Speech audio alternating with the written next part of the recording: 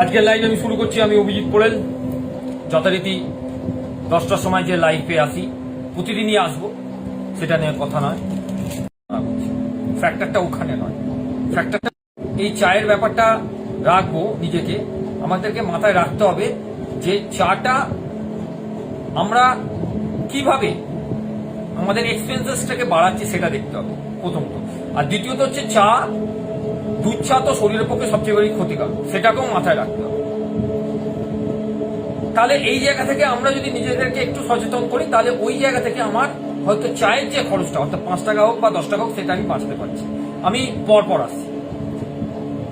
এবার ধরুন আপনি দুপুরে যে মিলটা খান দুপুরে বাড়িতে, সেই মিলটা হয়তো খুব রিজনেবল, খুব একটা বেশি নয়, ওকে ডান। কিন্তু আপনি বাইরে যাচ্ছেন, আপনাকে সেই মিল খাওয়ার জন্য একটা এক্সপেন্সেস খরচা করতে হবে। আপনি যদি 10টার সময় একটা জায়গায় প্ল্যানিং করেন, তাহলে আপনি 10টার সময় বাড়িতে ওই জাতীয় মিলের কিছুটা অংশ, অর্থাৎ আলু ভাতে ভাতও খেয়ে যান, আর তাহলে দুপুরে আপনার সেই মিলের খরচাটা থাকছে না, সেখান থেকে কিছুটা রিডিউস হবে। এইগুলো কেন কথা বলছি, আগে আমরা মাঝে মাঝে যে কাজগুলো করি সেইটার কথা বলার পর প্রতিদিনের খরচাটা তাহলে আরো বেটার করতে পারবো, জায়গাটাতে আসতে পারবো। দুপুরের ক্ষেত্রেও তাই একই ব্যাপার। বিকেলে আমরা চা ছাড়া চলবে না, চাটা খেলাম।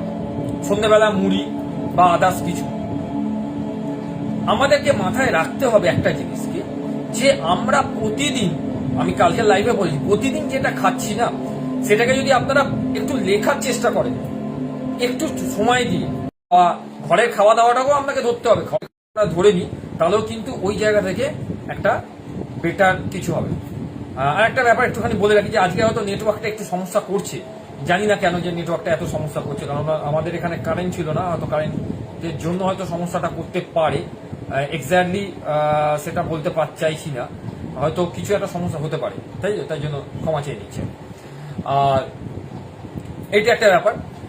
এইখানে আপনাকে মাথায় রাখতে হবে আর একটা জিনিস, খুব ইম্পর্টেন্ট এই জায়গাটা, যেটা আর একটা স্টেপে আসছে, সেটা হচ্ছে আমরা কি কি জিনিসকে পারচেস করছি। ধরুন আপনি চাল পারচেস করছেন, যে চালটা আপনি 50 টাকা খান, 55 টাকা খান। এবার আপনি সময় দেখুন যে আমি 50 টাকা যে চালটা খাচ্ছি সেটা আমার ক কাপ লাগছে। যদি আপনার 2 কাপ বা 3 কাপ লাগে, বা 1 কাপ বা 1.5 কাপ লাগে 4 জন বা 5 জন মেম্বারের ক্ষেত্রে, সেই চালটা পরিমাণে বাড়ছে কিনা ভাতে, যদি বাড়ে তাহলে ওয়েল অ্যান্ড গুড, তাহলে আপনার চালের একটা হিসাব বেরোচ্ছে। এবং আপনি দেখে নিচ্ছেন আমার 1.5 কাপ চাল, অর্থাৎ আপনি যখন চালটা ঢালছেন, আমি ধরেই নিচ্ছি আপনারা মোটামুটি 5 কেজি করে চাল কেনেন, আমি ধরেই রাখছি এটা অ্যাভারেজ, নাহলে তো আমি একটা হিসাব আপনাদের সঙ্গে কমপ্লিট করতে পারবো না। 5 কেজি করে চাল। এবার একদিন একটুখানি একটু কষ্ট করতে হবে, ব্যাপারটাতে কিছুই না, যে 5 কেজি চালটা আপনার ক কাপ হচ্ছে সেটাকে যদি মেপে নেন, তাহলে আপনার ওখান থেকে একটা কাপের হিসাব বেরিয়ে আসে। এবং সেইটা আপনি যদি দেখে নেন যে আমার 5 কেজি চাল মোটামুটি আমার 10 দিন থেকে 15 দিন চলছে, যেটা আপনি বাজার দিয়ে কিনে নেন 52 টাকা হোক, 50 টাকা হোক, 53 টাকা হোক, 40 টাকা হোক, 42 টাকা হোক, 10 দিন চলছে। এবার দেখছেন যে আমি 10 টাকা বা 20 টাকা অ্যাভারেজ 5 কেজি চালে যদি আমি 20 টাকা বেশি দিয়ে এই চালটা কিনি, প্লাস তার গুণগত মানও ভালো, তাহলে আর এই চালটা যদি 13 দিন চলে, তাহলে আপনার পক্ষে ওই চালটা 20 টাকা দিয়ে কেনাটাই মনে হয় না খুব একটা খারাপ হবে। আর খুব বুদ্ধিমত্তার কাজ হবে ওখানে, যে আপনার 3 দিন এক্সেস চলছে ওই চালটা, যেটা 5 কেজি চালটা আপনার 10 দিন চলছে, সেই 5 কেজি চালটা আপনার 3 দিন এক্সট্রা যাচ্ছে। প্লাস আপনার এখানে গ্যাসের সঞ্চয়টা হচ্ছে, আপনি গ্যাস বাঁচাতে পারছেন, এটা যেমন একটা। দ্বিতীয় হচ্ছে আমরা ডাল কিনি, তেল কিনে, প্রত্যেকটা রান্নাঘরে রান্নার জন্য তো এইসব লাগে, ডাল, তেল, চিনি, তারপর তার সঙ্গে নুন, এসেট্রা। পার ডে অত হিসাব করা লিখে যাওয়া যায় না, কিন্তু একটা অ্যাভারেজ, যে আমার চিনি বা ডাল বা তেল আমার মিনিমাম আজকে এতটা লাগবে, তাহলে কি হলো, আপনার একটা হিসাব ওখান থেকে বেরিয়ে আসে, যে আমার পার ডে আজকে চাল, ডাল, চিনি, মুসুর ডাল, এটা এসেট্রা করতে করতে করতে দেখলেন যে আমার আজকে অ্যাভারেজ 110 টাকা কি 120 টাকা লেগে যায় উইথ জ্বালানি। মানে গ্যাসের হিসাবটা আপনি বলবেন স্যার গ্যাসটা আমি কি করে হিসাব করবো, গ্যাস কিরকম ভাবে মেপে হিসাব করে না। আপনি অ্যাভারেজ ধরে নিন, আপনার গ্যাস ধরুন অ্যাভারেজ 40 দিন চলে, আমি ধরেই রাখছি 40 দিন চলে। যদি 40 দিন চলে, যদি 1000 টাকা গ্যাস হয়, তাহলে আজকের জন্য আপনার 25 টাকা বরাদ্দ হচ্ছে গ্যাসের, তাহলে গ্যাসটা আপনি 25 টাকা ধরেই রাখছেন। আর আপনার ওখান থেকে অ্যাভারেজ খরচ করে হতো দেখা গেল 80 টাকা, আমি 90 টাকাই ধরে রাখলাম বা 100 টাকাই ধরলাম, 125 টাকা আজকের খরচ। তাহলে 125 ইন্টু যদি আমি এটা অ্যাভারেজ ধরে রাখি 20 দিন, অ্যাভারেজ ধরছি আমি, কিন্তু আমি যা করছি কিন্তু অ্যাভারেজ করছি। যদি 125 ইন্টু 20 করি, তাহলে এখানে হচ্ছে 2500 টাকা খাবার আলাদা। তার মধ্যে কিন্তু আপনার মাছ থাকতে পারে, ডিম থাকতে পারে। বাকি 10 দিন আপনি মাংস খেয়েছেন, তার সঙ্গে হয়তো আনুষঙ্গিক জিনিস খেয়েছেন, আনুষঙ্গিক আরো বেটার, সেখানে হয়তো খাওয়ার পর সেখানে হয়তো দামটা বেড়ে চলে গেছে আপনার 175 টাকা। তাহলে 175 ইন্টু 10 করে ওখানে তো 1750, 1750 আর আড়াই, টোটাল করে 3750। সেটাকেও আমি যদি রাউন্ড ফিগারে নিয়ে আসি, সেটা হচ্ছে আপনার 4000 টাকা অ্যাভারেজ আপনার খাওয়া দাওয়া থেকে আসছে। আমরা এই ধরনের যদি হিসাবটা পার ডে করি না, তাহলে আমরা দেখবো যে অনেকটা আমরা সাশ্রয় করতে পারছি। কিন্তু আমরা এইভাবে হিসাবটা করি না, আমাদের কি হয় না, আমাদের গন্ডগোল পেকে যায় এবং আমরা ভাবি বাবা 6000 টাকা রোজগার করে আনছি, কিছুতেই থই পাচ্ছি না, সব বেরিয়ে যাচ্ছে, এ বাবা কত রোজগার করবো, 16,000 টাকা, 20,000 টাকা, 25,000 টাকা। না, যাদের যেটা লাইফস্টাইল, তারা সেই লাইফস্টাইলেই যদি খাওয়া দাওয়াটা মেনটেন করে নিজেদের মতো করে। আমি কেন হাই সোসাইটি যে যারা 50,000 টাকা রোজগার করছে তাদের মতো করে কেন আমি আমার লাইফস্টাইলে খাবারটাকে চেঞ্জ করবো? এর মধ্যেখানে হয়তো আপনার একটা দিন রেস্টুরেন্টে খেতে যেতে হলো, ঠিক আছে, রেস্টুরেন্ট বা রবিবার করে আপনারা বেরোলেন বাচ্চাকে নিয়ে, সেখানে একটা খেলেন, সেটা আলাদা নেই। আমি 4000 টাকা শুধু অনলি ফর খাওয়ার জন্য ধরছি। আপনারা হয়তো যেমন একজন যে ইনকাম করে বা একজনের ইনকাম বা দুজন, এখন ম্যাক্সিমাম ঘরেই দুজন ইনকাম করছে, সেই দুজনের ইনকাম যদি অ্যাভারেজ 6000 টাকা হয়, অ্যাভারেজ বলছি আমি, অ্যাভারেজ 6000 টাকা হয়, তাহলে দেখবেন 1000 টাকা আপনার হাতে থাকছে, প্লাস আরো 1000 টাকা আরো ওখান থেকে যদি আমি একটা অ্যামাউন্ট, ধরুন 6000 টাকা আপনার ইনকাম হচ্ছে মাসে, সেখান থেকে যদি আমি একটা অ্যামাউন্ট অর্থাৎ 200 টাকা কি পার ডে বলছি না, আপনি মাসে 200 টাকা যদি সরিয়ে রাখেন, যে এই টাকাটা আমি সরিয়ে রাখছি আমার রিজার্ভের জন্য, এমার্জেন্সি পারপাস। এমার্জেন্সি মানে হয়তো আপনার শরীর খারাপ হতে পারে, বাচ্চার শরীর খারাপ হতে পারে, বা সেটা কারোর শরীর খারাপ হতে পারে। হয়তো প্রতি মাসে কি শরীর খারাপ হবে না, হয়তো দেখা গেলো 4 মাস অন্তর একবার শরীর খারাপ হলো, সেখানে আপনার 800 টাকা লাগছে আছে, আপনি সেখান থেকে টাকাটা বার করে আপনি কি করলেন, ডাক্তারকে দিলেন বা ওষুধ কিনলেন, তাহলে কিন্তু আপনার সংসার থেকে সেটাকে টান পড়লো না।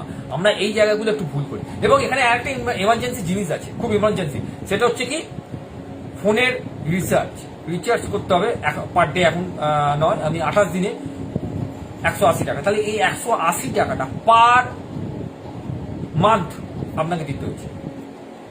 30 দিন ধরে এগোয় তো পার ডে কত, 6 টাকা, তাই তো 180 পার ডে। দেখবেন আপনার হাতে খুচরো পয়সা 7 টাকা 8 টাকা থাকে, তাহলে সেই 7 টাকা 8 টাকাকে একটা ভাঁড়ে ফেলে দিন, যেটা আমি এর আগে একদম প্রথম দিকে দেখেছিলাম পজিটিভ এনার্জি নিয়ে একটা ভাঁড়, সেইটা 7 টাকা 8 টাকাটা ফেলে দিন। যখন আমি 7 টাকা 8 টাকাটা ওখানে ফেলে দেবেন অ্যাভারেজ করে, দেখবেন মাসের শেষে ওটা একটা জমেছে। দেখবেন ওটা অ্যাভারেজ হয়তো 150 টাকা হোক, 160 টাকা হোক, 170 টাকা হোক বা 200 টাকাই হোক, যেটাই হোক, আপনার যদি বেশি জমে আপনি ওখান থেকে বার করে সেই রিচার্জটা করলেন, বাকিটা ওখানে সেভিংস হলো। যদি কম জমে হয়তো দেখা হলো আপনাকে 10 টাকা কি 20 টাকা দিতে হলো, সেটা কিন্তু গায়ে লাগবে না, কিন্তু এককালীন বার করতে গেলে অনেক বেশি গায়ে লাগবে। এটা প্রতিদিনের খরচ কমানোর একটা সুন্দর সহজ উপায়, যেটা আমরা হয়তো করি বা করি না। যারা করেন তারা ওয়েল ম্যানেজমেন্ট পার ডে, যারা করেন না তারা চেষ্টা করুন আমার এই কথা থেকে যদি ম্যানেজমেন্ট করা যেতে পারে। আর এর বাইরে তো আর কিছু বলতে পারবো না, কারণ এইগুলো ছোট ছোট স্টিক, এগুলো যদি আমরা ইউজ করে থাকি না, তাহলে আমাদের পার ডে লাইফ স্টাইলের মধ্যে একটা চেঞ্জেস আসবে। কি চেঞ্জেস আসবে, যে আমরা অনেক বেশি ফ্রি হয়ে যাবো আমাদের মাইন্ডের লেভেলে। আমরা কিন্তু মাইন্ডের লেভেলে ফ্রি হই না বলে আমাদের অ্যাংজাইটি, আমাদের বিভিন্ন রকম স্টোমাটাইজ, আমাদের বিভিন্ন রকম রাগ, তার সঙ্গে বাচ্চার পড়াশোনা এসেট্রা চেপে থাকে। এবং আপনারা বলবেন স্যার এখানে বাচ্চার পড়াশোনাটা তো ঢুকে আছে, সেটাকে আমরা প্রতি মাসে তো খরচা হিসেবে একটা দেখাতেই পারি। সেটা কিন্তু আমি কালকের এপিসোডে বলেই দিচ্ছি যে কিভাবে আপনি ওটাকে হ্যান্ডেল করবেন বা কিভাবে। হ্যাঁ, প্রতি মাসে ওইটা একটা থৌকো টাকা, কিন্তু আমাকে পার ডে নিজেকে চালাবার জন্য, খাওয়া দাওয়াটাকে ঠিক রাখার জন্য, একদম নর্মাল খাওয়া দাওয়া রাখার জন্য, নিজেকে স্বাস্থ্যবান রাখার জন্য, নিজেকে সুস্থ রাখার জন্য এই হিসাবটা করে যদি আমরা এগোই, তাহলে আশা করছি মনের মধ্যে একটা শান্তি থাকবে এবং সেইখান থেকে একটা নতুন ক্রিয়েটিভ কিছু বেরিয়ে আসবে। মোটামুটি আমি আমার মতো করে আপনাদেরকে বোঝাতে পারলাম, কারণ এইগুলো নতুনত্বকে বুস্ট করে। নতুনত্ব এনার্জিটাকে বুস্ট করবে, আর কিছুই না। আজকের দিনের যে যে ছোট ছোট ভুলগুলো আমার কাছে হয়েছে, যে যে ছোট ছোট ভুলগুলো আমি করে ফেলেছি, যে যে ছোট ছোট ভুলগুলোর জন্য মানুষ এফেক্টেড হয়েছে, বা পশু প্রাণী এফেক্টেড হয়েছে, বা কীট পতঙ্গ এফেক্টেড হয়েছে, সেই সকল কারণের জন্য আই অ্যাম সরি।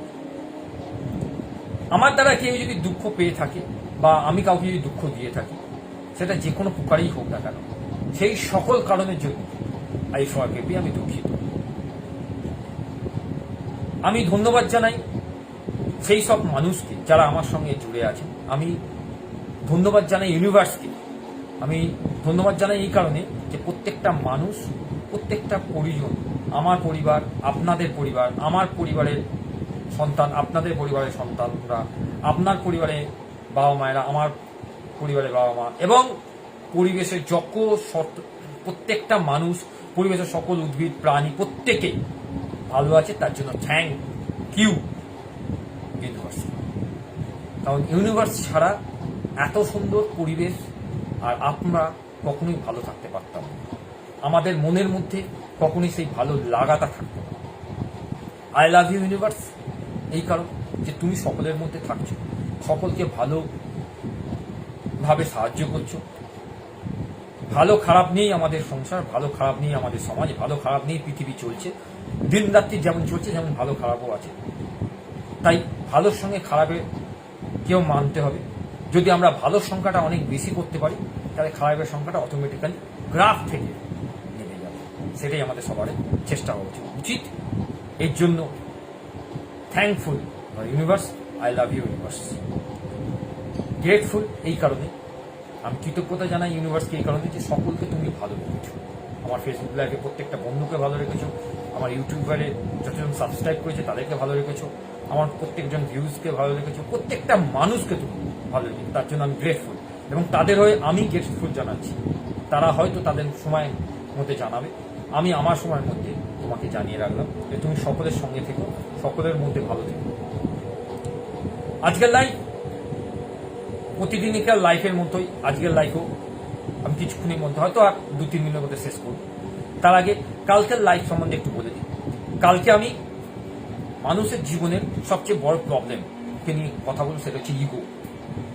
ইগো মানুষকে যে কতটা হার্ট করতে পারে আর কোথায় থেকে কোথায় নামাতে পারে, সেইগুলো শুনলে আপনারা হয়তো অবাক হবেন। এবং ইগো কি? ইগো আমাদের সবার মধ্যে আছে, ভালো ইগো আছে, খারাপ ইগো আছে। সেই ইগোটাকে, ভালো ইগো সবসময় যে ভালো করবে তেমন নয়, আবার খারাপ ইগো যে সবসময় যে খারাপ করবে এমনও নয়। এইটাকে কিভাবে আমরা রিডিউসড, কিভাবে এইটা থেকে মুক্তি পাবো, এবং ইগোকে কাজে লাগিয়ে কিভাবে পারফেক্ট ওয়েতে আমরা যাবো, সেটা সম্বন্ধে বলবো। এবং অবশ্যই পরের দিন শনিবার দিন খুব ইম্পর্টেন্ট একটা টপিক আনবো আপনাদের জন্য, যারা আমার ফেসবুক লাইভে আছে। আমি এই টপিকটা এই কারণে আনতে চাইছি, ফেসবুক লাইভে শনিবারের টপিক ফেসবুক লাইভ রাত 10টায়।